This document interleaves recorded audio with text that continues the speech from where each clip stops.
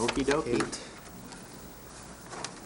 Okay, good morning, everyone. I'd like to welcome you all to the Grand Traverse County Resource Management Administration Committee on Wednesday, February 10th.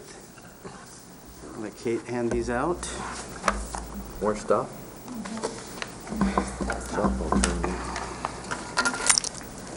What is this?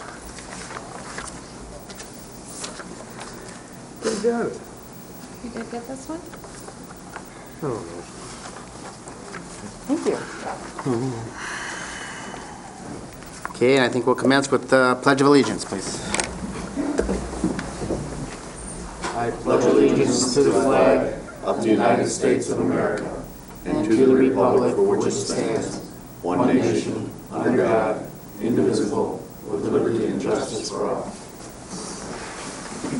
All right, Linda, would you have a roll call, please? Commissioner Wheelock? Yes, ma'am. Fleece? present.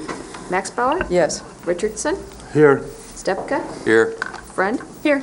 Inman? Here. Thomas? Here. Chair Hooper? Here. And at this point, we have a moment of public comment. Anybody wishes to address the board, now is your first opportunity. Seeing none, do you want to do your announcement now? Is this the announcement you want? I certainly can do it now. I wanted to let everybody on the county board know and the members of the public know that Commission on Aging lost one of its long-term serving board members. Bill Henry passed away. He was 88 years old. He's survived by his wife of 68 years. We are certainly going to miss him on the Commission on Aging board, and for those who don't know, the service is this Friday at Presbyterian Church. So, thank you. Thank you. All right, now we have additions or anything else for the agenda? We could approve the agenda? Mr. Chairman, I would move to approve the agenda as presented. Support. Okay. And Linda, would you do the consent calendar for us? Certainly. You need a vote on that. Oh, we need a vote. All in favor, say aye. Aye. Opposed, same? The purpose of the consent calendar is to expedite business by grouping non-controversial items together to be dealt with by one commission motion without discussion. Any member of the commission, staff, or the public may ask that any item on the consent calendar be removed therefrom and placed elsewhere on the agenda for full discussions. Such requests will be automatically respected. If any item is not removed from the consent calendar, the action noted in parentheses, receive and file or approval, is approved by a single committee action adopting the consent calendar. Okay, well, anybody in the public like to remove anything from consent calendar at this time? Anybody on the board? No, I'd like to make a motion to approve the consent calendar with the amendment to the LNA committee minutes to 5G, where we would add the sentence that administration will draft a policy and bring back to a subcommittee. Support. Okay, we have a motion and support to approve the consent calendar. Any discussion? Okay, well, all in favor say aye. Aye. All opposed, the same? All right, now to number 7, department actions. We'll start with planning. Morning. Good morning, John. Good morning, John Syke, Planning Director for Grand Traverse County. And what you have in front of you is a communication from the County Planning Commission on a recommendation for consideration by the County Board of Commissioners in terms of when it considers appointments to the County Road Commission. One of the things that the County Planning Commission has been discussing for years, and this is not an issue that's new by any means to any community within the United States, is the relationship between land use and transportation. When I first arrived here at Grand Traverse County about 4 years ago, I visited all the planning commissions throughout the county, and the single most issue that they were struggling with was roads, primarily private roads, and the impact of those roads on development and the land use patterns in their communities. One of the things that the County Planning Commission has been talking about for quite some time is this issue of private roads and road standards and the impact that as developments come in, as whether they're subdivisions or site condominiums, the impact and the relationship of those roads on the community. Primarily the issue is on residential streets and roadways. There's been quite a bit of planning within Grand Traverse County over the years in this relationship between land use and transportation. The County Planning Commission in 2001 created and adopted these traditional community street standards. This is for developments that would occur that are more kind of like a village type of development where it's compact and dense. Also, the new Designs for Growth Development Guidebook talks at length about the impacts of development on our community and the types of development, and also the relationship of transportation in those developments. And then most recently is the Grand Vision, which initially started out more of a focus on transportation, but soon realized that there's a relationship between transportation and land use. There's also been several state initiatives that talks about when road design occurs, that it have the proper context and relationship to the communities that those facilities are located in.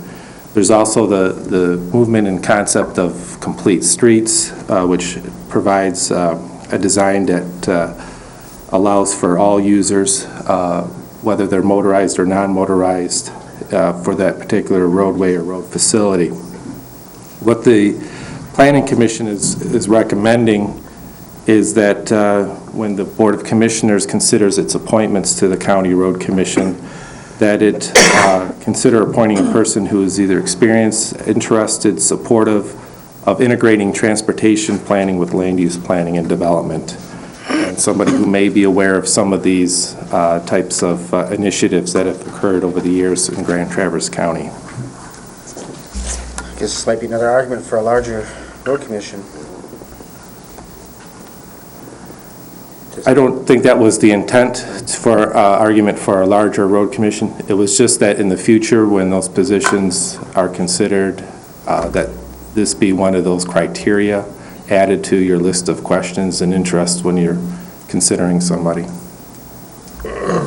Any questions? I don't think so. I think this is just basically, referring us to keep this in consideration. I just ask that, maybe the chair send a letter back to the Planning Commission that we received their recommendation, and we'll keep that in mind when we make future appointments. Thank them for the recommendation.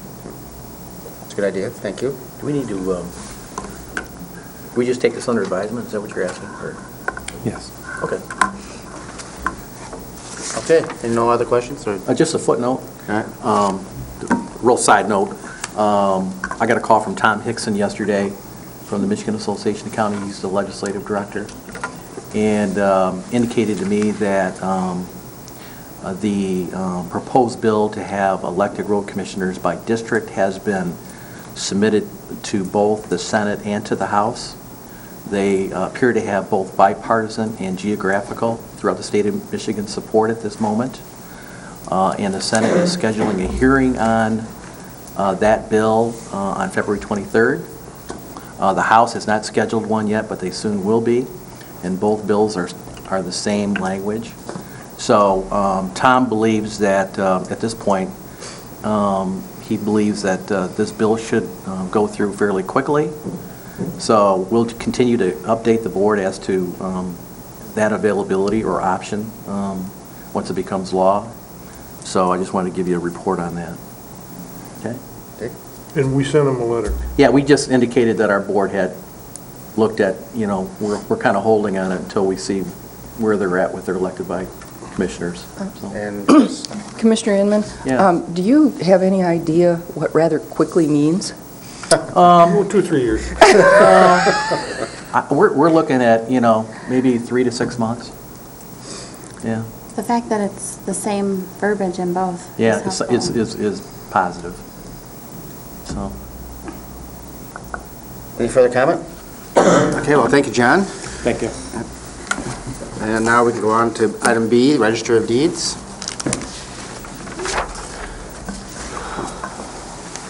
Good morning, Peggy Haynes, Register of Deeds. As it stands today, the first item, the verification of the legal descriptions, is not an issue. Equalization has agreed to work with me and immediately address the documents when they come in from the title companies and in the mail and everything. So if this works, I will be satisfied. If not, I will bring it back up again. So do we need to table this then, or how do we I'm not sure how you ignore want to do it it. for now? Just take it under advisement. Take it under advisement? Yeah, we'll see how it works. I guess, why don't I give it a few months, see how it goes, and make sure it's being addressed the way it needs to be for our system and for our recording Okay, information. Ross, I'm sorry. Yeah, I just had a question. How much time was equalization taking to verify these? Sometimes documents that came in the morning, we might not get them back till 4:30, 4:45, if not the next day in the morning. And you're looking for what kind of a turnaround? Pretty immediate. Okay. When documents come into our office, we upgraded our system, and we used to scan them after we recorded them. Now we are scanning documents immediately, so the image is out there and it electronically assigns a time and a temporary number. So in the meantime, we're recording documents and they're all going in there in order in the queue. And these warranty deeds are sitting over in equalization and I cannot put them in there. So it becomes an issue. Oh, Chris? And I just want to highlight one thing in your letter, Peggy, and ask you to explain, and I'm a Realtor, so I know how important it is, but Michigan is a race state. Right. Would you explain to the public what that means? Things recorded, the first recorded document has precedence over any additional recorded documents. So if a lien would come in and the warranty deed is sitting over in equalization, it could cause an issue on that document, on the title work, and so on and so forth down the line. And because we have updated the office with the technology and we're going to be opening it up to electronic recording, we will have documents, that are electronically being sent into the system. So I cannot have a time lag for documents that have been sent over or brought over by title companies, waiting to get them in our system. Okay, Sonny? Well, I think we need to work through this process, but, I'm not sure. I've been around long enough to know that sometimes we have a lot of documents coming across the desk at a time. Right now, obviously, our sales ratios are smaller, but I'm not completely sure same day is an unreasonable number. I'm not going to, condemn the equalization department for taking, a good part of a day to do this. They have a job that they have to do also. And I realize that the Register of Deeds has moved forward with some technologies that makes their operation a lot faster, but that doesn't infer that we have that same technology available in the equalization department. So they may have to do it all by hand. So, I hope they continue to work together, but I'm not in a position from this letter to condemn the equalization department for their work on this process either. Okay, Beth? I was able to talk to Peggy yesterday and to Lori Spencer and had emailed with Bill Rokas, and I think that they are working together on this issue, and what we want to avoid is duplication of any services and any technology, and I think that that's what's going to happen, so. Good. Okay, Chris? And I don't view this letter as a condemnation of any department at all. I just see it as an opportunity to maybe serve customers more efficiently, and that's all. And I appreciate when department heads come and say, we might be able to try this and be more efficient, but obviously they've sat down, they've talked, and they've decided on how to be more efficient. But I certainly don't view this letter as a condemnation of equalization at all. No, and that was certainly not my intent. My intent was just we needed to find a way to get them done. It is not, and I can understand it is not a priority in their department, but it is a priority for me. So, we have to bend, and that's why I was volunteering to verify the legal descriptions, which a lot of counties, they do not go to the equalization department. They go directly to the treasurer, and if there is any issue with the legal description, the treasurer would then take them over to equalization. And we do have an issue with our treasurer's department, because the documents, when equalization puts a parcel code number on it, they do not verify the name on that warranty deed, and there have been numerous documents that have been verified that the taxes are paid, and I've got a couple here. One is a non-existing number. Well, I'm glad we've had some resolution even prior to the board meeting, so that's good. You got a comment, Dick? Yeah, I don't know whether you can explain, but I kind of want to know why Al Snyder doesn't think you should do it. He did not want me to verify or do the tax certification where Bill's office signs that they're paid. I don't think he was referring to the fact that I could not verify that this was the right legal and this was the parcel number. And then it goes to the treasurer after equalization to get that certification. And that's what he was indicating, that I should not be certifying them saying the taxes are paid on that parcel number. It appeared to me like what he was questioning is whether you could certify that they existed. No, I think it was the certified Yeah, that they were I think paid. Peggy is correct. I mean, if you look at that, it's on page 71, and Al is addressing the certification part of the process. I wasn't quite clear on that either, but as Peggy explained it just now, that is what he is addressing. That there's... But it doesn't say whether the certification of whether the taxes are paid or whether the property... That's his job. His job That's the is the treasurer's certification function. of the taxes paid. Bill's job. Right. Okay, any further discussion? Thank you. All right, My second issue was I want approval for having my grantor grantee books scanned into the Right. system. I think at a cost of around $11,000. It's Fiddler Technologies. Do you want to give a brief overview, or? Basically, the books we have some are over 100 years old. They will come in, scan them, put them into the computer. There will be pages in the computer that people will be able to access. The books have become damaged over time and worn out. If we would lose one of those books, we would really be in bad shape. Gladwin County just recently had pipes break in their building, and the water flooded down to the the Register of Deeds office, damaging some documents, so. Okay, any comment? Beth? Could you, the source of the funds is your technology fund? Mm-hmm. Could you briefly explain the technology fund and what the source of that is, and then if Dean has the balance on that fund? The technology fund was approved back prior to 2003, I think it might have been 2002.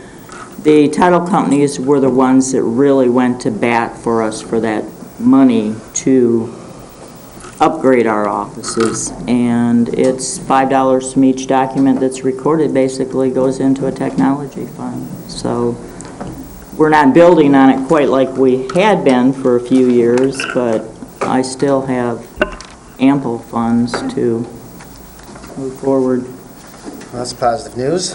Peggy is correct, and to answer Commissioner Friend's questions, the fund, there is a separate special revenue fund as authorized and required by the statutes. It currently has a cash balance of it's over $250,000, and the budget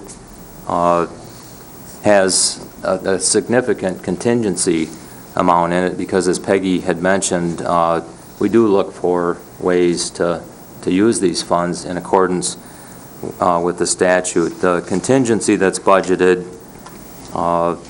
is almost $200,000. That's $217,000. So there are sufficient funds to cover this, and there will be an item brought to Ways and Means next week regarding Peggy was working with the equalization on the ortho photography, so there are sufficient funds to pay for this. I wanted to meet with Dennis on that a little bit more, so. Ross? I'd make a motion that we recommend the approval of the expenditure of $11,942.25 for scanning grantor and grantee books as presented. Support. Okay, we have a motion and support to go ahead with scanning grantor of $11,942.25. Any discussion? The only question I have, Peggy, is, I'm always in favor of scanning documents to make it easier for people to use, but I would like to see us retain those documents, somehow. Well, we I certainly- think we've lost a lot of historical documents with the implementation of technology, where the stuff gets scanned in and then the old paper copy gets shredded. And I believe when we're talking about these type of documents that are, big, heavy book forms, legal documents, we should retain those. Well, we naturally would, and I would like to preserve them somewhere, maybe, Probably somewhere off-site. yeah. It's a shame to me when I think about all the documents that have been scanned and used for technology, that those true historical documents are gone. I don't think there's anything in our office that's ever shredded. Any document that's recorded goes back to the person, but all our books are sitting there, so. Okay, any further discussion? Okay, all those in favor of the motion say aye. Aye. Opposed, the same? Okay, motion carries. Thank you. And now I believe we have Parks and Recreation.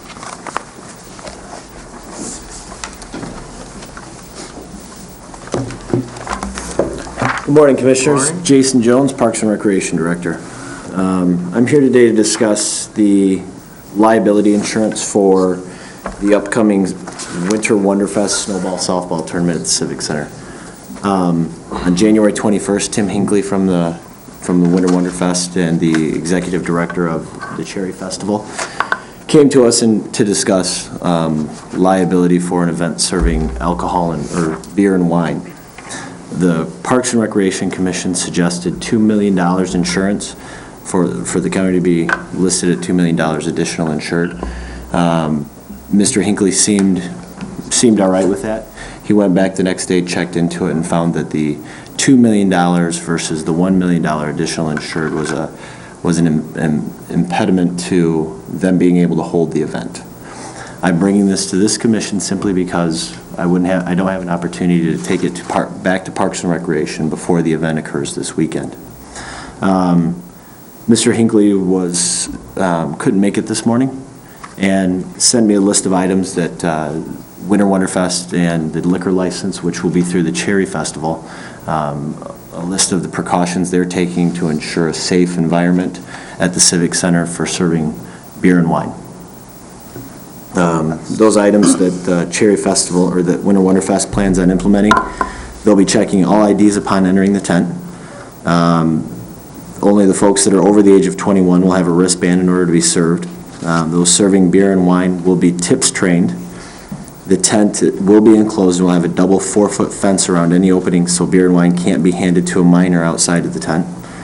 The product is moderately priced at $5 for a 16-ounce beer or 9-ounce wine, and not something people will likely binge on.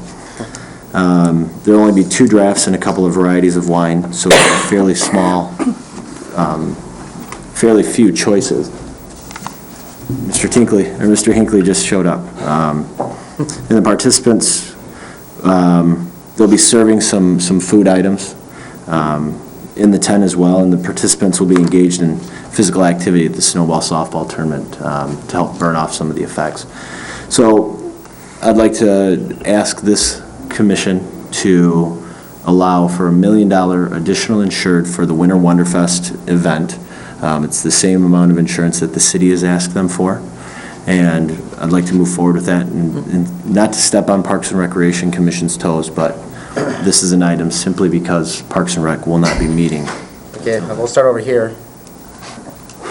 I just wanted to comment, and it is included, this was discussed with MMRMA, specifically Don Walters, who's he's our senior risk manager, and they are okay with that coverage at $1 million with the county named as the additional insured. Okay, Larry, you have a comment, or? I have a motion. Okay, well, Chris? Well, I want to clarify one thing that Jason said. Jason said the Parks and Rec Commission suggested this, and that really is not the case. Jason, it was your recommendation, and the Parks and Rec Board was following your recommendation. Why have you changed your recommendation? You did mention, I believe, at the Parks meeting that, and you were asked by Mr. Doran what the city's policy is, and you know, you did explain, it's $1 million. You were quite forceful about the $2 million liability requirement, stating that that's what a death tops out at. And so the Parks Board went along with your recommendation.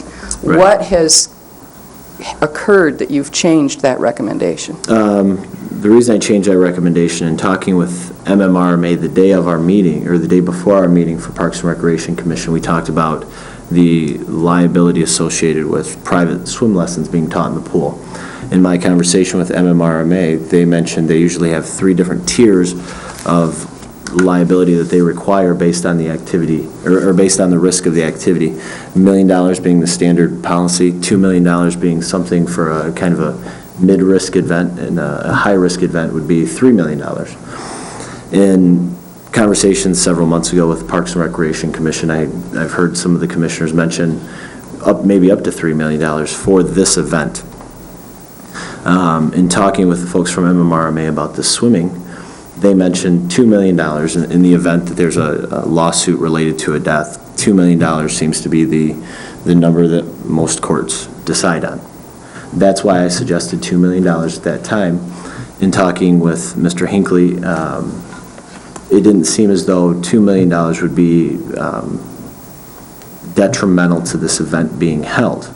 The city is looking for $1 million additional insured, and after finding out the additional cost associated with adding an additional $1 million up to a $2 million policy, we found that this would be detrimental, and this event may not be able to happen at the Civic Center. So based on those 2 items, I think this would be a reasonable decision based on MMRMA being comfortable with $1 million in addition to these precautions that the Winter Wonderfest will be taking on the day of. Okay, Larry? I would make a motion that we approve the liability coverage for the snowball softball tournament to be held at the Civic Center at $1 million versus $2 million as voted by the Parks and Rec Commission, being that the insurance company goes along with it. I'll support that. Okay, and I'd like to add with this letter that came in today, it's nice to see that it is very, the risk management is extremely adequate, I believe, and it's like confined space and all the precautions are being taken. So I will support this motion. Any further discussion? All right, all those in favor say aye. Aye. Opposed, the same? And motion carries. Thank you. Mr. Chairman? Well, Jason's here. On your desk this morning, there's looks like copies out of a program, and then I think most of us received a letter from the Michigan Recreation and Parks Association naming Jason Jones, Michigan Parks and Recreation Association a new professional award. And I'd like to congratulate Jason for his expertise and welcome him again to Grand Traverse County. Thank you. Okay. Siegel study. Now let's move on to Human Resources. Page 82, item D. Good morning. Jen Seaman, Human Resources Director. And I am here to provide an update on the Siegel Committee, the general public resumes and applications that we received, as well as request commissioner membership so we can get the committee, get some meetings scheduled and get it going. And we did receive 5 well-qualified individuals that were willing to volunteer their time for our Siegel Committee. and narrowed it down to 4 simply because the 5th wasn't received on time. So easy, clear-cut way to make that decision. And the 4 individuals are listed on the agenda item: Kathy Jones, Liz Sayer-King, Paula Segala, and Kay Suratelli. And quite a variety of backgrounds, including Kay, who spent many years at the Dow Chemical Company as a compensation manager within Human Resources, and she's retired up here now. So, a few different viewpoints. So that is why I'm here today. Okay, any questions for Jim? I don't necessarily have a question, but I did get a chance to speak with, I called Kathy Jones and Liz. Sarah King was able to get in touch with them. I didn't have a number for Paula and Kay, and I did a phone tag thing, but I appreciated the fact that they were willing to volunteer and just wanted to thank them. And they had, the 2 that I spoke with really seemed very interested in helping the commission kind of analyze this issue and, you know, move the county forward with respect to the Siegel study, whether that's a valid study or not. Right. Well, they certainly have the proper backgrounds, it seems. Dick? Who from the commission wants to volunteer? Because we were going to have Be chosen. 4, 1, 2, 3. Well, they're I asking could- for 3, so I can, I don't care. I have a lot on my plate, so it doesn't matter. What's going on?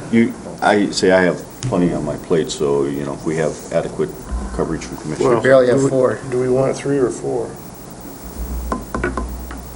Does it mention the number? Yeah, I Says think we 3 originally in said here. 3, but I don't know why, I mean, the 4 I would think not it be an was- issue either. I mean, It was originally 3, so.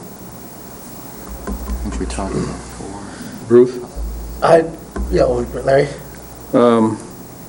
Originally, when we talked about setting up the subcommittee, Dennis talked about, he would like to have some people with HR backgrounds on there. And we also discussed perhaps 2 with HR backgrounds, 2 just regular citizens for their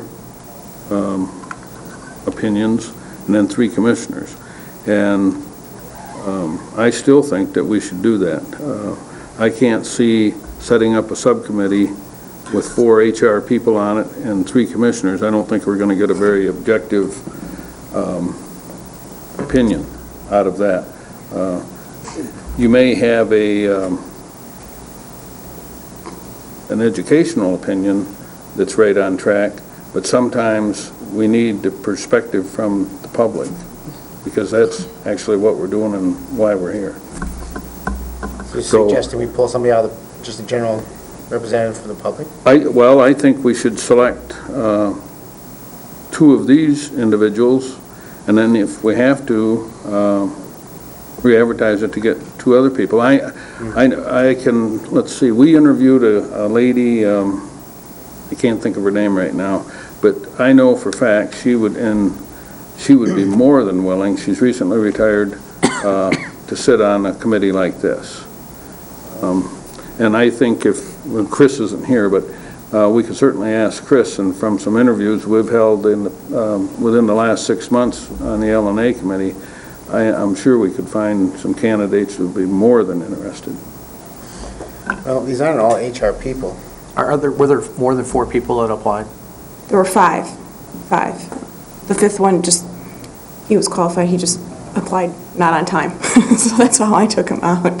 I would like to point out too, we did place this in the Record Eagle, the Grand Traverse Insider, as well as emailed it to various members of the Chamber of Commerce, and I took it to the Traverse Area Human Resource Association. So it has been put out there to quite a variety of individuals over the last month.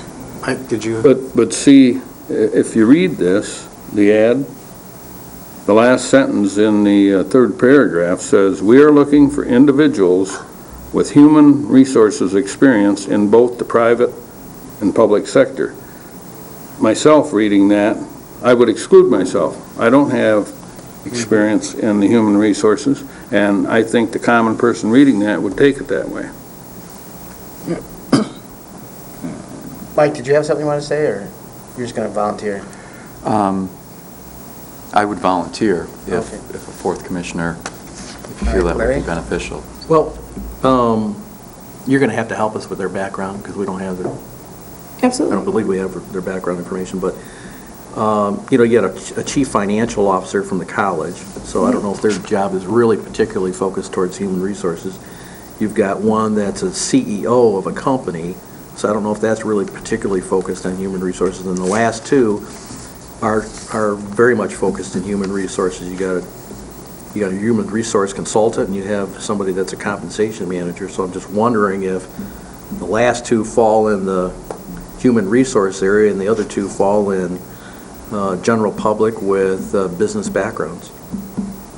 Yep, I can speak to that as well. I have copies of the resume. Kathy Jones, CFO and Vice President, Finance and Administration, currently at Northwestern Michigan College. Before that, she was Director of Business Operations at Georgetown University Law Center, and Chief Financial Officer, Fredericksburg Academy. More of her background is within accounting, finance, and just general operations. And then Liz Sayer-King, she's the president of owner of Professional Solutions Plus, which is basically an HR servicing agency that provides services. However, she was at Munson as director of clinical operations from '99 to 2005. So her current role with Professional Solutions Plus is within the last 5 years, where she went to and before that she was at St. Joseph Mercy in Ann Arbor. So she's more on the healthcare side as well, and trying to transition into an HR background in the last 5 years. Chris? I would like to echo what Commissioner Fleece said. I mean, these four individuals are absolutely well qualified, but I would like to see a private business person who is having to make a payroll as a part of the group. Well, that'd be Elizabeth King, wouldn't it? She owns her own business? Mm-hmm. Well, I'd probably qualify too. Yeah, good. Commissioners. Okay. I think that the commissioners also lend a little bit of that viewpoint, because I know myself, I just volunteered. I don't have an HR background, but I'm completely comfortable attending the meetings and, giving a discerning eye to what we're looking at. So I think that the commissioners kind of can bring that viewpoint. And I don't know that necessarily it's mutually exclusive. Having an interested resident sit on this committee and having somebody with HR experience, I think that, particularly with the two that I did talk to yesterday, I think that they are kind of instigated to do this because they'd like to serve the community. So I don't think that they're mutually exclusive. And I had a couple of issues. One is that already the Siegel study is 2 years old, and longer we wait, it's getting older and older and obsolete. I mean, the information is becoming, pretty soon we won't need it anyway because it's obsolete. And so that's one issue. And then, so I think the time frame, I think we have a group here that's volunteered. They seem very highly competent, and we have 4 commissioners who want to volunteer. I think now's the time rather than put it off for another month or two. I think we should get this moving. And I'm comfortable with the people that are qualified and applied. If we have the latitude, I would like to expand the commissioners to those who are interested, and I think it would only serve to accomplish what Larry mentioned. Yeah, I think if there's 4 people that want to do it, then go for it. I'm guessing, Mike, you don't have an HR background, do you? No, I don't. I was thinking the same thing. And I do have a business, and I'm not an HR person. But what Larry and Chris say, I think does have some merit, too. It'd be a citizen who's a non-commissioner who might have some different insight and input that does make some sense. But time is an issue as well. We need to get moving on this. I guess a quick question for Jen. The 5th applicant, was that person strictly an HR person, or did they have a different background? Similar to Kathy, where she's kind of like finance and operations. Okay. Yeah. I guess the other thing that I think, these meetings are going to be public. I'm assuming that this committee would be willing to take comment from the public if they attended the meeting, which is, we don't go hiding for these type of discussions. So, I'm sure that we're going to have as the agenda a public comment portion. And therefore, any individual in the community would have the ability to come and express their views. Okay, any other discussion? Who were the 4 commissioners that volunteered? I'd volunteer if you need me. Five. 2, 3, 4. And Chris.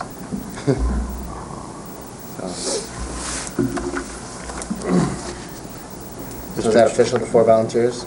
Or 5 volunteers? It will be official if you'd like Well, to we make it that way. shouldn't do 5. Move that we do. Mr. Chairman, I would move that we approve the Siegel Subcommittee made up of Kathy Jones, Elizabeth Sire King, Paula Segala, and Kay Saratelli, with Commissioners Inman, Stepka, Friend, and Max Bauer. Oh, and Max Bauer, okay, so I dropped out. Support. Okay, we have a motion and support. Any further discussion? All right, all those in favor say aye. Aye. Opposed, the same? No. Okay, do you want to do a roll call then? Yep. All right, a roll call, Linda? Commissioner Fleece, No. Max Bauer, Yes. Richardson, Yes. Stepka, Yes. Friend, Yes. Inman, Yes. Thomas, Yes. Wheelock, Yes, ma'am. Chairman Hooper. Yes. Okay, motion carries. All right, thank you, Jen. Thank you. And now we're on to Child care requests, page 3. MSUE, number 8, page 83. Hello, Jennifer Berkey, Michigan State University Extension. I'm here today to see if the county would be willing to provide some match funds for a recent contract that I've received. We've historically done a contract with the Intermediate School District to do home visiting. With the demise of our larger state contract, this particular contract was still made available to me. And prior to our state grant being sent downstate, I had been working through Dean Bott and Greg Brainerd at the court to see if we could use some child care funds as a match source. And so I'm here today to see if the county would utilize the child care fund as a match source for this contract. Hey, Sonny?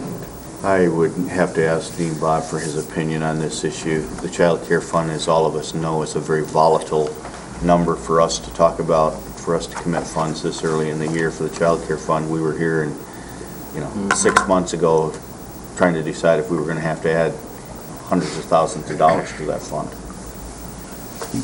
Commissioner Wheelock, this, with the funding, the grant funds that Jennifer has identified, that satisfies the 50% match, which would, in effect, replace county appropriation. So there is no county appropriation.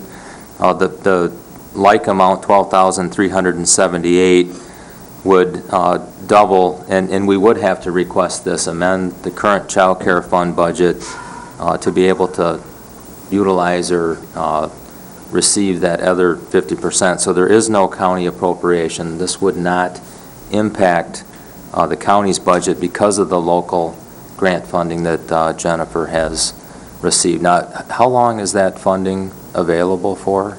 It's allocated annually. We've had it for about 5 to 6 years. Okay, but is this based on the school's fiscal year? Yes, it is based on the school's, well, I shouldn't say that. It ends on September 30th. Okay, so which is the same fiscal year as the child care fund grant, which we're 3, 4, almost 5 months into our grant so we've got a little bit of a timing issue, but this would not require an increase or an appropriation from the county. The funding that Jennifer has from the Traverse Bay Intermediate School District satisfies the 50% match, and the child care fund state money would pick up the remaining 50%. And I'd have to add, too, that programs like this have a tendency to keep families from becoming dysfunctional and a burden on the county. So I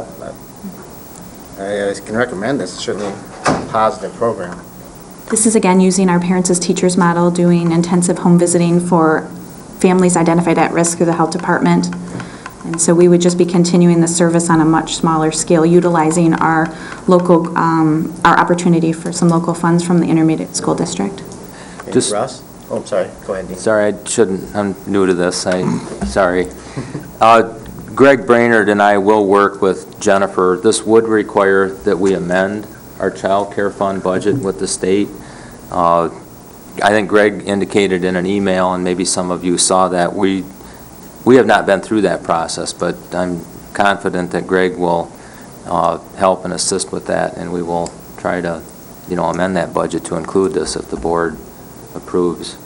Because it requires, obviously, the commitment of the funds from the intermediate school district, Judge Stowe and Greg, being willing to submit it through the child care fund budget, but also the county ultimately approves that amendment as well.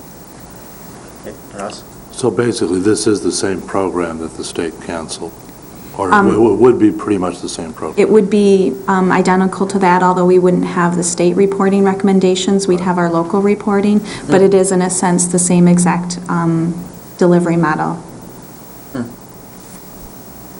Sonny? Mr. Chairman, I would move to approve the $12,378 for MSU extension for this child care fund request, pending the amendment approval by the state of Michigan and the child care fund. Support. Beth, did you have anything to add? I just wanted to ask you, and I have no problem supporting the motion, but for roughly, $25,000, how much of a program are you able to offer? How many home visits are you able to do with that over a fiscal year? Well, through our contract, we would be able to do about eight play groups, and then the exact number of home visits. When I say play groups, it's more a family get-together. Let me look this up here. How many families roughly is that? Well, typically we would see about 15 to 20 families. Again, it just depends. It's a different intensity level, Beth. Our state contract was weekly. This could be done monthly. So we could see 15 to 20 families, potentially more, depending on how frequently those visits would be conducted. So I'm guessing between 15 and 30 is a good estimate. Okay, thank you. You're welcome. Okay, we have a motion on the floor. Any further discussion? All those in favor? Oh, you want? Who seconded that motion? I'm sorry. Thomas. Thomas, thank you.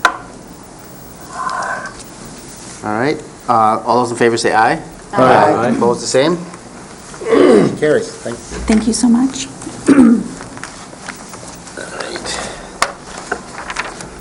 Okay, now we have the administration of 2% tribal applications. I just asked Chris to come up, but Dennis, I believe, prepared the item on page 84, and he has proposed a timeline for the review of the June 30th cycle. Other than that, I'm not sure. He did request, he was hopeful that you would approve this timeline, or if you had changes that you would let us know what those are. Any questions? All right, we'll start with Larry. Move this way. I was under the assumption that the majority of these, or all of them, came through the county, and I was attending a township meeting. There was an application there, and the township is carrying that forward. Right. So, we don't have... I can speak to that, if you like. Basically, the rule is that the applications still come from the tribe, and if they come to the county, we just pull the application off the tribal website. So the applications still are available on the tribal website, or they can go to the tribe and get them. And then the tribal applications must be run through a local unit of government. So if you're a township, you can apply directly to the tribe. If you're a city, you can apply directly to the tribe. If you're a village, you can apply directly to the tribe, so it would not come through us. That's why we don't see any governmental applications. If you're a nonprofit, what the tribe has asked us to do is to give some sort of recommendation in terms of community importance and input. So when they, and our comments are preliminary, are just basically recommendations, and then that would be forwarded to the tribe, and then the tribe would make the final determination, and they would allocate the funds. Yeah, That's but kind of how it works. that's not what I was saying. Okay. This was a non-governmental agency making application through the township. And it was processed by the township. Yeah, I think they can do that with tech. From what I Well, understand, they can do yeah, that. it doesn't make any difference, but Yeah. I was just under the assumption that the majority of them came here, or all of them, and apparently that's not true. Right. And I don't know why they did that, but. I don't know. I'm sorry. I don't know. Okay, Russ? I'd like to go ahead and make a motion to approve the timeline as presented for the 2% tribal grant application process, with the additional recommendation that all applications be forwarded to the tribe with our ratings included. With our, you said with the ratings included? Yeah, because there was a question down here about whether we would eliminate some of the applications or forward them all. I'm just suggesting that we forward them all with our ratings so that, the tribe has the full, Okay, we have a motion and support by Felice. Sonny? I guess, I don't have a problem forwarding all of them because that's what we've historically done. I do appreciate the fact that finally we have the ability to at least rank some of these up until, as you all know, until the December cycle. Prior to that, the county has never been asked for any input about priorities in these things. I appreciate the opportunity to at least rank them and give them a point value and ask the, I guess we would in turn ask the tribe to respect our priority of which projects fit our community best, and therefore, I think that's a great thing that they finally come to that point, and I believe that it truly is a sign of the things to come, because the fact is that when their contract expires in 2012 and 2013, we will see a completely different criteria by which that money has to be distributed. Larry? Just a clarification of the language. On Wednesday, June 30th, it says that the Board of Commissioners meeting receives the final recommendation and approves. I just want to make sure people understand what the definition of approve is. Approve is approve the recommendation, not approve the funding. Okay, and I have a question, Dean. On page 86, there's a whole list of accounting things that the county's responsible for. And that concerns me. Are we being compensated for all this work? It sounds like it's quite extensive to me. Well, actually, it's not. He's referring, Commissioner Hooper is referring to, I'm assuming, paragraph D under item 3. Well, yeah, ACB. Yeah, I highlighted that yesterday because we received, I don't know if it was 11 or 12 checks totaling about $275,000.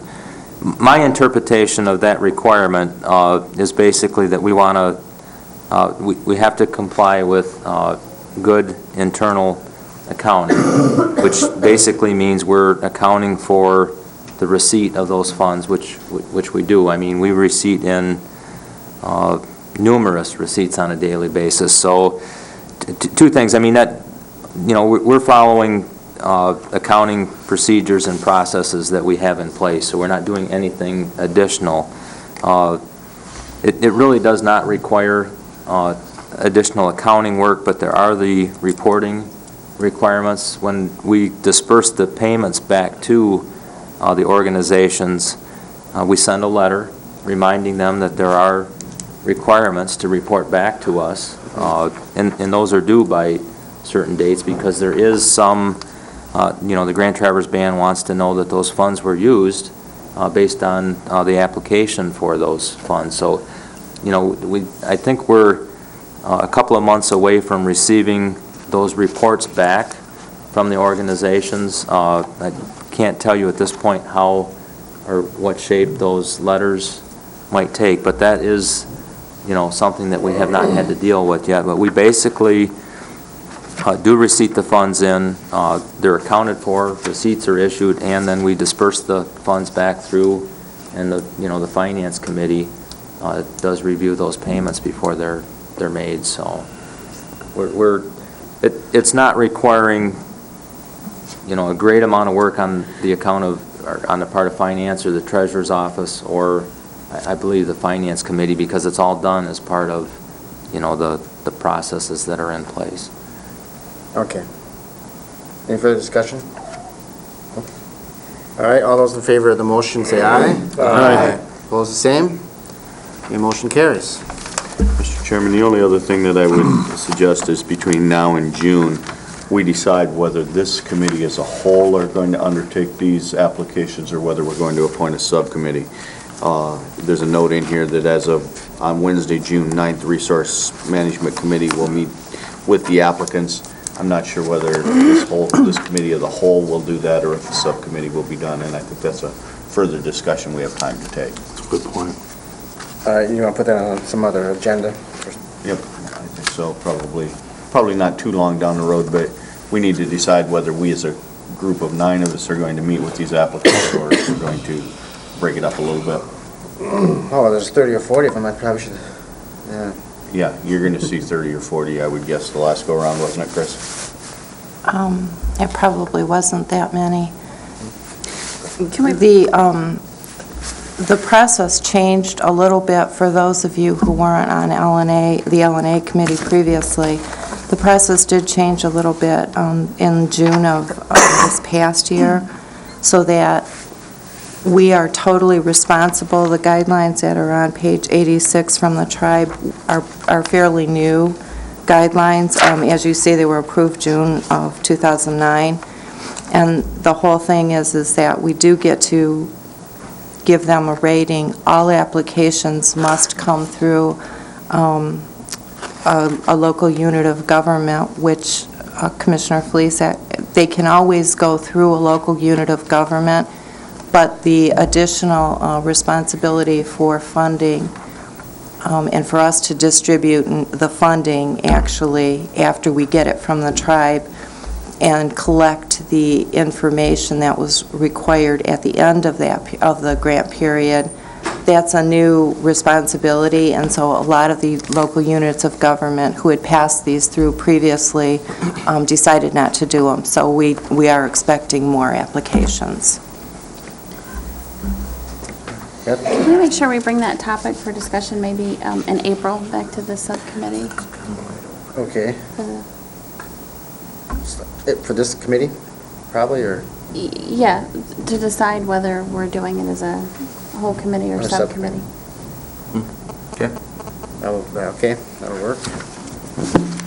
And any further discussion on that topic? And let's move on to Commissioner compensation. Oh, yeah, I did vote, didn't we? Oh, we voted on that. We did. You voted on the motion.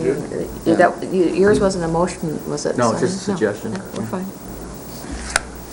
Yeah, the subcommittee. Okay, Larry, do you want something? No, introductory remark on Oh, okay, compensation. And go ahead. Just to sort of set the stage for this thing, Dennis had called me and tried to get a hold, talk with Dick and stuff, and historically, the Board of Commissioners has set the county commissioner's salary and compensation in October prior to the end of that election year for the next 2 years, and that coincided with the issue of deliberating on the budget, so we would have a handle on what we were doing with other employee salaries, and we also discussed, all elected officials at that time adopted at the October board meeting by statute that we make that decision for the following year. And there's some plus and minuses with that, but Dennis had suggested maybe we at least get this on the agenda to begin discussions about county commissioner compensation and what we might want to do in terms of a recommendation. And there was some talk among a couple county commissioners that it might be a good idea to make that decision before the filing deadline. So people that have interest in filing at least would know what the compensation level was waiting till just about probably a month before the general election. The minus on that, in terms of looking at it from a perspective of making a decision before the filing deadline, is we haven't really deliberated on the 2011 budget. So we don't know where salaries are going to be. We don't know about co-payments and other things we might try to negotiate in terms of managing the budget for 2011. So that's just, to me, that's just the minus of trying to make a decision now on it. But the plus is, obviously, if we make the decision before May, the May deadline, then, it's out there and everybody knows what it is. So Dennis put together a little bit of history. The county commission has not had an increase in salary or per diem since 2001. And, of course, we have the Siegel study, and we have some market reviews that we took a look at back when the Siegel study was done. Back then, we did make a recommendation at a committee level to increase the county commissioner's salary, I believe $1,200 or something like that. Everything else remained the same. But when we got to the board meeting, we decided to hold off on that because we were concerned about the economic curve, and so we held off on that and didn't pass that back when we made that motion. And then we have some further information in our packet about the salaries and the different levels of compensation for counties in our market group. So, in any event, Dennis thought it would be a good idea if we began to have some discussion. I don't know if we're going to come to a conclusion today on it, but just want to give you a little bit of history of what we've done and why. So. There's also two other pieces of information. Last year at this time, I emailed MAC and asked them if they had a salary survey. And the most recent one they had was 2003. Yeah. And so that was emailed to you, and it's on your desk today, and that was the most up-to-date information that they had. And then the other thing is, I had inquired about post-65 retirement benefits, and that exchange of an email that I had with Dennis and with Sally Dreves from HR is also on your desk. And what it just kind of outlines is, the $100,000 that is capped that we use for the post-65 gap insurance. That right now is also a benefit that commissioners receive if they are vested. They are enrolled in that program. So can be on their choice. Yeah. Can be. And so that's also a benefit that we don't necessarily have listed explicitly in the packet on page 93, so just so we're aware of that. Right. And I think that, I think one of the emails that Sally indicated that she might want to revisit that post-65 review here in the near future. She did say that, but I also think that we could address that as well when we're talking about compensation too. Just so you know that, to give you a sense, I believe we have 3 county commissioners that currently take advantage of that are retired. Joe Muha did 20 years with the county commission. Margaret Underwood did 20 years on the county commission, and Herb did 10. So I know in the vesting portion for the county varies among bargaining units, but I think we're in the 6-year category in terms of the general. We follow the general area of the county, which is 6 years. So that's just information only. And I just wanted to bring that up, so when we take a look at what current commissioners and what future commissioners would be receiving, that we take that into account as well. Okay. Chris? Well, Commissioner Inman, I commend you for bringing this forward. I think we absolutely should address this in May, or before May. Before May. Right. But I also will take issue with something that you said, and that's that no commissioners have had salary increases or pay increases. And in effect, if you take health benefits, you have received an increase every single year, while the commissioners who do not take the health benefit have not received a health benefit. I think I said salary per diem. Correct. So where shall we start? No, really. Yeah. Give old Dickie $100,000. Sonny? Well, I guess you want to know where I start? I've got notes, so, I'll throw out what I've put down here, and we can discuss it, we can take it under advisement and decide on it later. Currently, as you know, the commissioners make $7,000, the chairman makes $8,000, the vice chairman makes $7,500. My suggestion would be, starting 2011, that the salary for commissioners go to $8,500, $9,500 for the chair, $9,000 for the vice chairman. I have that insurance benefits, that would be the health, the eye, the dental coverage, is available for the commissioner with a 10% copay. Spouse and families are available at county cost. County cost? Well, at the regular cost that we would have, just like you would with any other private business. If I pay for the employee, if he wants his spouse covered, he has to pay that. Okay, that's what He I means employee wanted. I cost, wanted yeah. clarification No, there. Thank you. employee, the employee pays it at whatever our cost So is. clarification, you're suggesting single healthcare coverage, and if they want, in addition, Single they pay health for the care difference. coverage with a 10% copay for commissioners, family coverage available at the commissioner's cost. Okay. Commissioners who opt out get the $2,000 payout that we have approved for other county employees that opt out. We retain the $35 per diem with a $90 maximum per day, and that's basically what I And then we would, drafted. and then all other current benefits would stay in Right. in place. The insurance covers health care, dental care, eye care, I don't know what else we have. So all the other benefits we currently receive now would stay in place? Right. Okay. My thought is that, that evens the playing field a little bit, in that all commissioners have single family or single coverage available to them with a copay, which we've asked other employees to deal with a copay. Commissioners who choose not to take the benefit, get the $2,000 opt-out. And that's it's an interesting thing, and it's a discussion that I've chosen not to have for a long, long time since I've been here, because, as most of you know, I opt out not to take the benefit. That being said, in the 12 years I've been here, I just ran up quickly what my health insurance has cost me for me and my family, and in the 12 years I've been here, it's in excess of $100,000.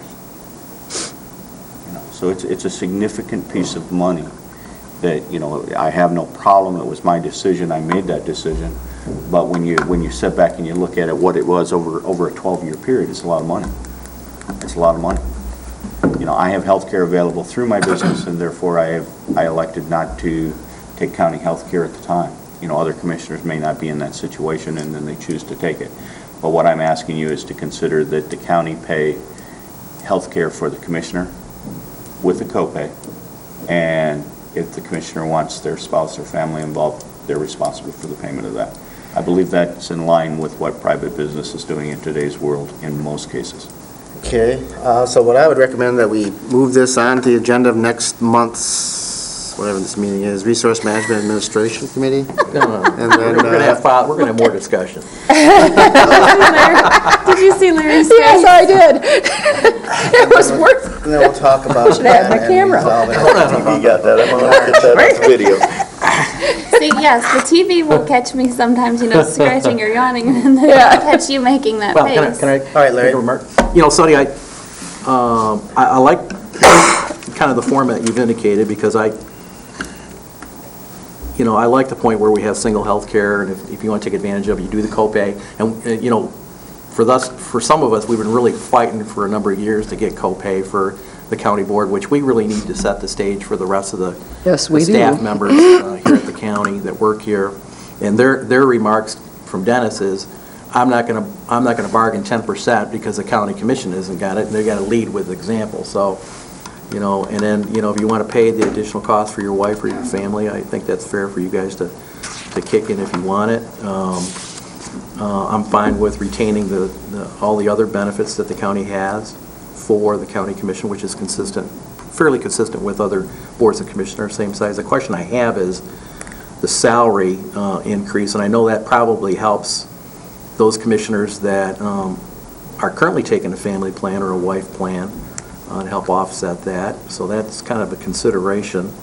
And it also is a consideration for those that are opting out. They're getting a little bit more salary, compared to today, so it is kind of a balance. The only question I have is not knowing what we're going to do with compensation with the rest of the staff members in 11. You know, we would probably be setting the stage saying we're not going to freeze salaries for 11 if we take a raise. I mean, that's the only point I want to make. But I think it's a fair suggestion. Chris? Okay. The per diem, I think is fine, that you've suggested, Commissioner. I'm a firm believer in per diem because you're being paid for what you're doing. Right. You're actually earning the money. However, the pay increase, I am opposed to the pay increase. I really don't think that we can, I just think it's wrong at this particular point in time. Our budget, this year, we're taking over $1 million out of fund balance this year. And I think we need to lead by example, and I think we need to freeze our pay and say, that's the public service aspect of our job. Larry? Well, us deciding our compensation before May for the observation of somebody that may be interested in running for this position, if someone would run for this position for compensation, I think they're running for the wrong reason. Number two, people are throwing things out. If you all are truly concerned about the budget, I disagree with what's been said here this morning, but I'm willing, let's just get rid of everything except $1 a year. No per diems, no mileage, $1 per year, and you get to serve. Thanks. That would be fine with me. Support on that. No, I'm dead serious. Because if we're in it for the nickels and dimes that we get, we're here for the wrong reason. You ought to be here for some type of compensation that's reasonable. But I don't think that a commissioner sitting here since 2001 has not had a monetary increase. There's commissioners that take the insurance, the ones that don't. The ones that don't get their stipend. I would just soon get rid of the whole argument. Let's do it for $1 a year. That doesn't bother me at all.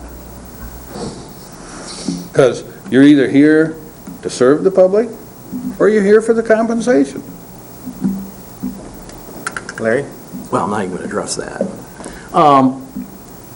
I'm cool with Sonny's recommendation if he would reconsider holding our salaries level at our current base. I think I agree with Chris that we ought to keep our salaries flat, shave back the insurance, get the co-pay in it, keep all the benefits the same. I think it's a fair compromise. I think it brings us in line as a balance with other boards and commissions that are the same size. And in 2 years, let's take a look at the board that's here 2 years down the road, and the economy perks back and things are getting better, and we've got a better budget.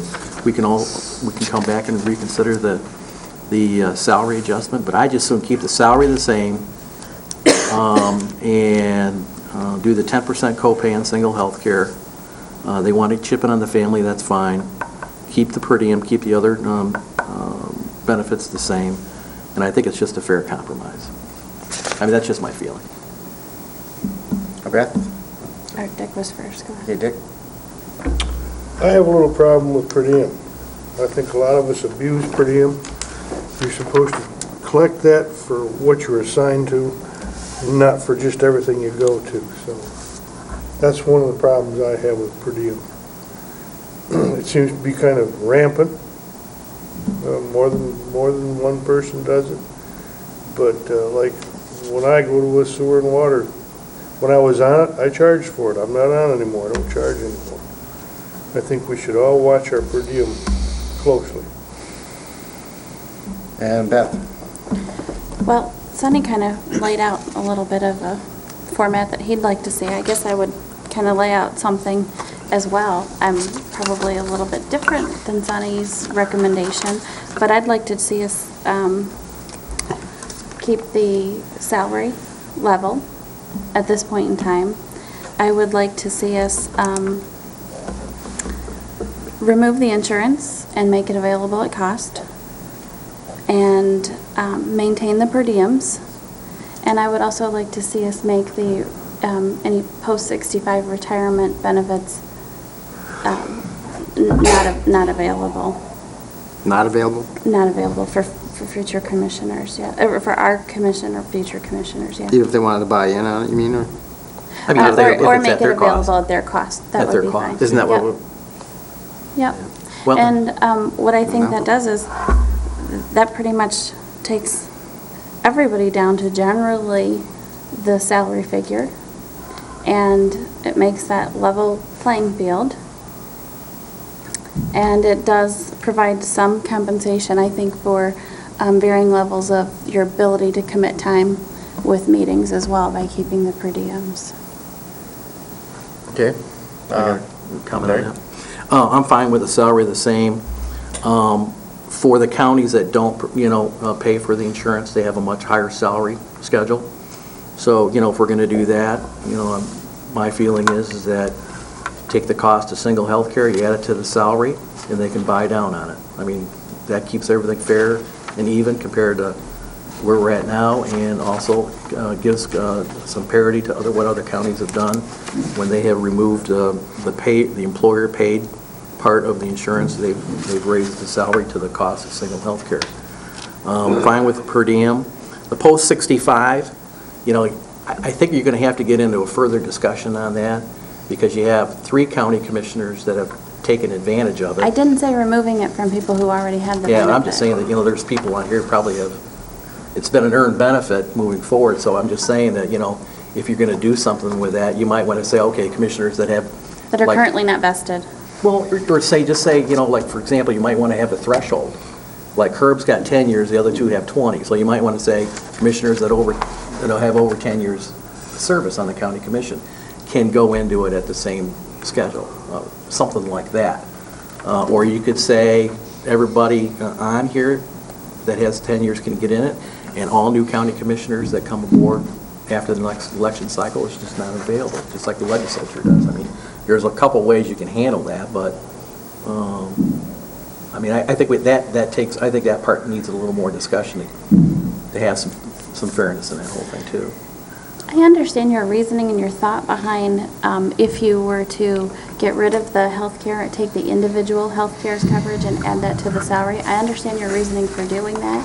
And I think that in some cases, that's reasonable to do, maybe if you're in a business and so forth. But right now, with the county's budget, I don't think it would be appropriate to do it that way. And that's why I would just say I would keep the salary right now where it's at and eliminate those health care benefits. Yeah, I couldn't support that, but, that's everyone's got a different viewpoint. Okay, we on have this a thing. couple of proposals. I think we should move this to next month's agenda and move on from there. I think, you had a comment. Do we want to move it on to next month's agenda? or- Looked like Mike did, I don't know, sorry. Well, we're going to move this on to a later meeting, but I would agree we should keep the salaries the same. Given the current economic conditions, I don't think there's any way we should raise those. As to health insurance, Sonny makes a good point, but Beth does too. We've had discussions on the health insurance issue before this. It may make sense to completely eliminate the health benefit. We do need to lead by example, and we do this as a public service, I think, as Larry indicated. And frankly, his suggestion too, just do away with everything but $1 a year. I'm waiting for him to make the motion. No, I'm dead serious, Make the motion. Make a motion. Dick? We're just throwing things out to think about. Yeah, we should maybe wait, but... And I've already been voted 8-1 today, so there's no sense doing it twice. That doesn't bother you, does it? No. Mr. Chairman, might I suggest that we put this on Ways and Means next week, because in the fact that this is truly a financial consideration, it would go to the Ways and Means Finance Committee? Or do you want to do it next week or in March? I don't know. Are we prepared to make a decision? I'm prepared to make a motion right now. Well, I am too, but. Let's put it on Ways and Means in March. I think we should. Let's not We be hasty. interrupted you. I'm sorry. I want to say one thing before I forget it. I don't want to keep it till March. That generally, in the 16 years I've been on here, we have held the line on salaries all the time. Yeah, we And have. it's always been for the same reason, because we don't have the money. So, does that mean that I think we should get a raise? Probably not. But, if you went just by what economic conditions have been for a lot of those 16 years, we should have had some pretty decent raises by now. And we haven't, so. But you do understand where the comment comes from that the raises haven't increased, but the benefits have increased with the I'm not healthcare getting any more costs. benefits. Never took any of them except for retirement. No, they haven't changed. But still, have I ever complained about it? No, because I like doing the job. And you're such nice people to get along with. It's almost like getting paid extra. I do notice you asked to sit next to me sometime. Ross, you got the short straw. Well, I have trouble hearing your very soft voice. I know. I can't imagine that we would raise our salaries, and it's certainly not based on, compensation for work done, because I think we all understand the hours that come with this job, if you're going to do it right. But despite that, I can't imagine that we would consider raising our salaries, in this particular environment, particularly in a year when, I know I'm going to be very tough with county employees in terms of holding the line because of the budgetary problems that we're facing. Having said that, also in addressing health insurance, I don't believe that county commissioners should get free health insurance, so I will support any reasonable proposal that would reduce the compensation of health insurance. Larry? Well, let me make that proposal. See where we're at. I'll make a motion that the salary of the Board of Commissioners for the 2011-2000 year election cycle remain the same. Per diem remains the same at 35, and I think the cap is 90. Yes. Single health care only with a 10% copay. Individual can buy into the additional health care if they so choose. The remaining benefits would remain the same with vision, dental, and life, and retirement. And the post-65 Medicare Advantage program would only be available, we would grandfather the ones that are in, and it would be only available for county commissioners that have achieved 10 years or more service. Larry, wouldn't it be more appropriate to make that the 6 years? Because that is if they're vested. Some are already vested. So those that have 6 to 10 years, if someone's with 8, they would. If you'd be happy with 6 years, I'd change it to 6 years. I'm not happy with any, but Okay. I'd say it's more reasonable if you're Okay. going to go that way. Okay, I'll do it 6 years, so. I will support. All right. Ross? Just addressing this particular thing, obviously, the ones here now who are vested, Dick, Sonny, and Larry, you all have 10 years or more, right? Yeah, I got 18. So if you made it 10 rather than 6, you wouldn't affect anybody else. Oh, okay, well, that's true. No, That's true. That's true. So if you would amend that. If Yeah, you'd that's be willing 6. to amend that, go back to. Amend to original. 6. No, amend to 10. Oh, you want me to amend it to 10? That's fine. Yeah, because there's nobody between 6 and 10. Okay, I'm fine. That's what I'm trying to say. I'm going to amend that, or I'll stay the original 10. All right, Mike? And then you agree with that, Sonny, on the second? That's fine. Okay, been amended. Mike? Just a quick comment again. I believe strongly the reason that we do what we do is to serve the public, really. I think we're all fortunate enough to be in positions where we can devote the time and effort and energy to doing this job, and I think that's really what it's all about, doing what we feel we can offer in the best interest of the public. So it's really a public service. I really feel strongly about that, rather than a compensation situation. Hey, Dick? For the first, well, until 10 years ago, So that would be the first 22 years that I was in office.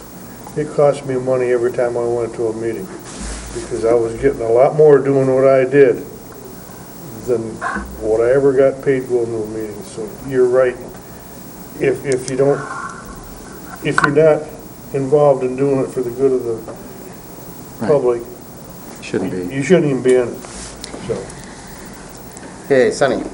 Because, and I have no problem, Russ, in holding the salary at the 7,000. I had just heard over the past few months in some of the discussions about if you're going to take away the health benefits, you need to, raise the salary accordingly. I've always said that I wouldn't have a discussion about the benefits without having a discussion about the salary, because it truly did not affect me. So it wasn't fair for me to say, you have to pay a copay if I'm not willing to at least talk about raising your salary, because it didn't affect me. So, I have no problem with this motion, and I will support the motion. But that was the reason that when I made the initial suggestion that I included an increase in salary. I think all of us know, that are in this room, and probably any of the public that's watching and has been watching, this job has become much more complicated than it was 10 years ago. It's full-time, big time. It's not full-time benefits and pay for a part-time job. It truly is not. There's a lot more to doing this job than people have any idea. And Beth, did you have a comment? Well, I did. Speechless. Well, no, I have trouble voting for anything where the insurance is included. But the proposal that you have outlined would save the county, money. I would like to see those numbers. Can I amend my motion to reflect that if you opt out of the insurance, you get a $2,000 stipend? Can I add that in there? I forgot that. Okay, all right. Okay, we have a motion on the floor. Chris? I agree with Beth. I'd like to see the numbers. I can support any motion that'll save the county money. But I would like to see the numbers. We can do that. I mean, you can take that we can review that at the board meeting. Well, it would be based on your current board. Pass it and review it at the board meeting. We can pass it here. It's got to be approved at the Board of Commissioners meeting anyway, and Dean can provide us the numbers for that. Why even pass anything? Why not withdraw the motion, get us the information and the numbers, and we'll do a motion at the Ways and Means? I'd like to get a... We have a motion on the floor. All those in favor of the motion made by Larry, I think we all understand it, say aye. Aye. I'd like the motion repeated. Okay. Because I think it's confusing. It is kind of confusing, especially if you amended it twice. Yeah, let me try to repeat that, Larry, for you. My motion was to, for the 2011-2012 election cycle for the County Board of Commissioners, that the salary would remain the same at $7,000, vice chair would be $7,500, and chairman would be $8,000. Per diem would be $35,000 with a cap of $90,000. Healthcare, the county would provide single health care with a 10% copay. And if you want additional coverage, it would be at your cost, the commissioner's cost. If you opt out of the health care coverage, you would get a $2,000 stipend that is available to all the staff members at the county. It would also include the current benefits that commissioners have, that's vision, dental, life insurance, retirement. And with regard to the post-65 Medicare Advantage program, commissioners, the current commissioners that are on, the current retirees would be grandfathered in, and current county commissioners with 10 years of service or more would be eligible to be in the program. Excuse me, you have that $90 max for per diem, and it says 70 here on our sheet. Is it? No, it's 90. No, it's 75 and 75. I thought it was 105. Or, 35 and 35. I'm just 75. saying that's what it says here in front of me. Yeah, it's a 70. That's wrong. It's 90. I thought it was 105. I thought we'd had 3 meetings. Yeah, I think it capped. I did Caps too. at 90. Caps at 90 Yeah. per day. Okay. All right. You can start saving money, you can stay home. Okay, I think, Linda, we should have a roll call vote. Certainly. Commissioner Baxbauer? Yes. Richardson? Yes. Stepka? Yes. Friend? Yes. Inman? Yes. Thomas? Yes. Wheelock? Yes, ma'am. Fleece? No. Chair Hooper? Yes. So, Okay. that comes at the end of the month, and we'll go from there. That clears things up there. All right, any unfinished business? No, Any new business? no. All right, anyway, at this moment for public comment, anybody like to speak to the board, please address us now. Any member of the board like to say something? All right, any announcements? Chris already made hers, if you'd like to repeat it, you may. No, No? I don't need to. Okay, and I would entertain motions for adjournment. Think about it. Thank you. Okay. Well, that's a big step, I think, sir. Yeah.